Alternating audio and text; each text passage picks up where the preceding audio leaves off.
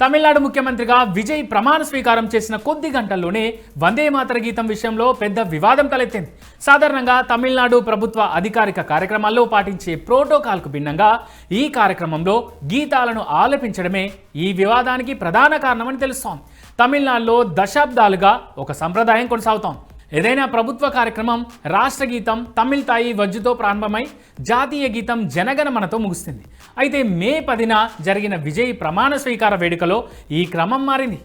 మొదట వందే మాతరం ఆలపించారు, ఆ తర్వాత జాతీయ గీతం జనగణమన పాడారు. చివరగా మూడో గీతంగా రాష్ట్ర గీతం తమిళ్ తాయి వజ్జు ఆలపించారు.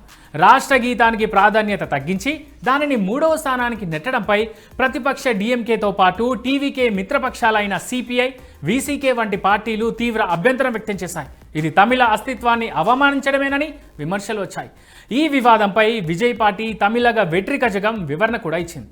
కేంద్ర ప్రభుత్వ కొత్త మార్గదర్శకాల ప్రకారం గవర్నర్ పాల్గొనే కార్యక్రమాల్లో వందే మాతరం మొదట పాడాలని లోక్ భవన్ అధికారులు చెప్పడం వల్లే ఇలా జరిగిందని తెలిపింది. భవిష్యత్తులో మాత్రం పాత సంప్రదాయం ప్రకారమే రాష్ట్ర గీతాన్ని మొదట, జాతీయ గీతాన్ని చివరన పాడతామని మంత్రి అదవ్ అర్జున్ స్పష్టం చేశారు.